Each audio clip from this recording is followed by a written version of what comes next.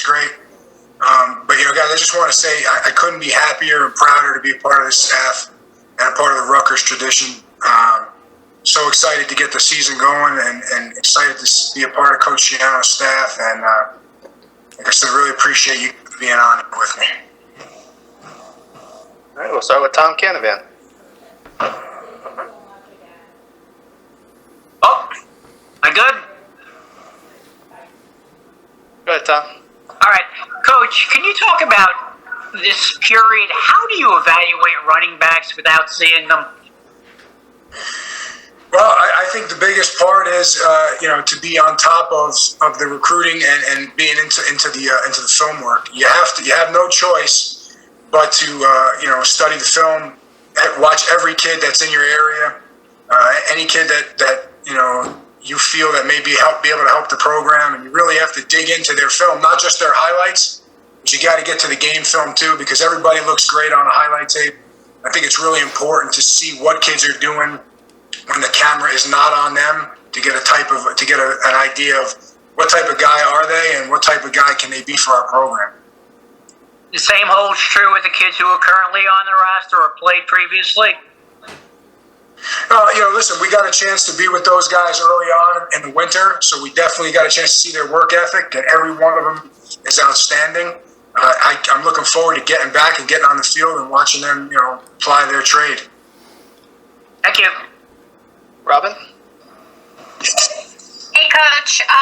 Just wondering, how tough of a decision was it for you to leave such an amazing program like St. Joe's to join the staff, and what went into that decision? A lot went into both professionally and with my family. St. Joe's was a great part of my life. I was a student there, obviously coached there for 11 years. The biggest factor was having the opportunity to be a part of what Coach Giano's putting together here, learn from a guy like him, knowing that he's going to do everything the right way, and just have the opportunity to, coach in the Big Ten, work under Coach Giano, and not have to move my family unit was a huge piece to it. And I was excited to take the jump, and it just happened that everything aligned at the right time. Thank you. Richie? Hey, Coach, what's going on? So can you talk a little bit about your role on the recruiting trail and what kind of challenges of note have you had so far? How you doing, Rich? I think the biggest challenge right now is not getting out and being face-to-face with guys. The recruiting piece is obviously essential to every program. It's probably the biggest piece. And I think one of the things that our staff is going to be great at is this interpersonal relationships that we're building with these kids. I can say that we've done a tremendous job in the quarantine in recruiting, and as obvious by the number of commits that we have. And I think once we're able to get out and get in person, and these guys can really get a feel for us in a real way, it's only going to see even further. Awesome. Appreciate it, Coach. James? Hey, Augie, just to kind of piggyback on what you asked about recruiting, when you kind of took this job, I know Nunzio kind of went through it too. Did you ever worry that there was going to be kind of this pressure, this perception maybe outside that you're going to be like the North Jersey Spur and all these kids are all of a sudden you're going to come here? Yeah, I think there is an added pressure because the league that we both came from is such a hotbed of talent, and I think everybody was just expecting, they're going to go there, but what people fail to realize is these kids have a tremendous amount of opportunities. Schools are coming in left and right. So, and I always, as a head coach, preach them, you got to find the best fit for you. And, it may not be what the public opinion says is best, but it's got to be what's best for you. So, obviously there's a pressure. Do I think that this is a tremendous opportunity for those boys? Absolutely. But yeah, it's definitely going to be hard. It's not going to be easy to recruit them.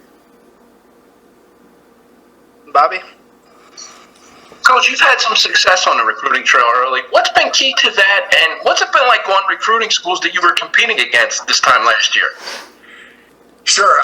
I used to make jokes with all the guys when they came in from college and saying, look, our job here is harder than yours because we have about a 20-mile radius to recruit all the same kids. Don Bosco, Burton Catholic, St. Joe's, Paramus Catholic. So I think I honed my skills a little bit for the last 11 years at St. Joe's. But, I think the one thing that's across the board is we tried to always do things the right way. And I think if anybody knows me and had sit down and had a conversation with me, it was always steered to what's best for the kids. So it is a little awkward going into some of the schools that we've competed against. We've been in that competition for many years, so it's okay. There's a mutual respect between myself and all the boys in the Big North. But I think to the man, whether or lost, everybody can say, you know what, I think he tried to do things the right way. Chris Nowalski? All right, Coach. So I know you kind of touched on it earlier about the current running backs and the work ethic. But from watching the film, does anything stick out to you about each of those guys? It's so early to tell right now. I think those things will start to show more and more as we get on the field. For us right now, being a fresh start for everybody in the offense, the number one thing that we looked at was their work ethic on the field and off. And I can tell you that, on the field, they work as hard as anybody I've seen. And I tell you, off the field, their preparation for when we get on the field has been tremendous. So I'm looking to see how we put that whole thing together and see who steps up. Thank you. Yep. Chris Eisman? Hey, Augie, how are you, man? What's up, bud? Obviously, you and Nunzi had a lot of battles, for a few years there on opposite sidelines. I mean, what was it like not being on the same staff, and was it kind of strange at first, and just how's that been working together now? I would say it was probably the furthest thing from strange. It was actually more comforting than anything. There was definitely a mutual respect for one another, having been in those battles that we've had. And a guy like him who I respect and look up to in coaching, for him to be in here a few years before me, he's been a real great asset. He's been a tremendous ally. He's turned into an even better friend, and I'm excited to be working with him because it's funny to see when you're on opposite sidelines, then you get a chance to work together. You see what type of preparation he puts in, and it's really remarkable. He's a great coach, and I got to tell you, this whole staff is amazing. I mean, especially on the offensive side of the ball. There's so many relationships. I've known Sean for years. I go back to his Del Barton days, and obviously Taekwon being from Rutgers, and myself and Nuns, and even on the defensive side, Jimmy Panagos was a huge reason why I came here, and Coach Frazier. Just listening to these guys and listening to them talk and becoming friends, and this is a unique staff, I think, because you hear it around. Staffs can be split apart, but there is a lot of crossover. There's a lot of great relationships, so I think it's going to make for something special. Booch? You doing? What's going on, Fooch? Just wondering, 11 years you've had Rutgers coaches coming into your office. Now you're one of the Rutgers coaches going into their office. But what's your message about keeping kids to the state university? Sure. My message is the man in charge is going to be the reason for this change. If I was still in the high school ranks and guys from Rutgers came in with Coach Shiano at the helm, I'd say it's a tremendous place to be. Just being around him and understanding his vision and seeing where we're going with this program, there's no reason why elite New Jersey talent has to leave the state anymore. I can tell you that with 100% certainty. All right, we'll open up the floor for some follow-ups. Coach, it's Bobby again. Just wanted to ask you about Isaiah Pacheco. Any early thoughts on him, what you've gotten to see out of him when you were on campus, and what it's like been working with him so far? Pop's been great. He's one of the emotional leaders on the team. You can see him leading workouts. He's obviously a special talent, and we're looking forward to getting him on the field and putting him in this offense and having Sean really put together a great situation for him to be successful.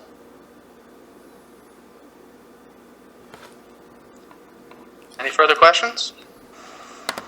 I got one too, real quick. Have your guys in the room kind of taken to the install virtually for the offense? I got to tell you, they did a lot better than I had imagined it would go. Obviously, there's some roadblocks when you're talking doing everything virtually. But they've done a great job. I have a tremendous asset in Jamel Matunga in our room, who's worked in the offense with Sean Gleason prior to, so he understands it. They've really taken to the work that's necessary to be successful in this quarantine, and their follow-up is just as good as when they're in the meeting, which is nice to see, right? Because it shows you that when they're out of the meeting, they're still thinking about football, which is great. Thank you. Hey, Augie, Tom Canavan. One quick question. I noticed in your background you are an offensive lineman. What can an offensive lineman teach running backs? I mean, is it how to follow a block or what? Well, what this offensive lineman can teach him, I've had the luxury of blocking for some pretty special running backs in my day, right? When I was in high school, Cooper Rigo was the consensus first-team All-American, and I blocked for the number one rusher in the country, and Derek Knight, when I was in college. But I've always been a huge fan of running the football, obviously being an O-lineman, and I understood it. I studied it when I was a head coach. If you ask anybody what the staple of our offense was, it was going to be our running game. So I'm never going to teach them how to run, because that's the last thing that if any of you guys remember me from high school, I was not a great runner. But what I do understand is how to make them successful. And that's through scheme, and that's just through, my experiences as a coach. So I'm hoping that stuff will kind of phase into their game a little bit. Thank you. Time for a couple more, two more. Hey, Augie, it's James Cratch. Is there anything that's happened that surprised you about the shift from high school to college so far? I know you only had a couple weeks where it was really, as it should be. I think the biggest surprise was just the change in scenery. You get so used to being in one place for a long time and your routine that that was the biggest difference. But the football aspect, there's really not been any surprise other than learning a new offense. And really, it's been a great transition because it's just football at this point. There were so many other things extracurricular that I had to deal with as a head coach in high school that I no longer have to deal with, which is good for me. I'm excited about that. But I think it was just a transition, and once we got past that, it's been great. Final question? Coach, it's Rich again. You were once in these kids' shoes, in these recruits' shoes, before you committed to BC a while back. How much are you able to relate with the kids because of that? It's interesting because I've had this conversation.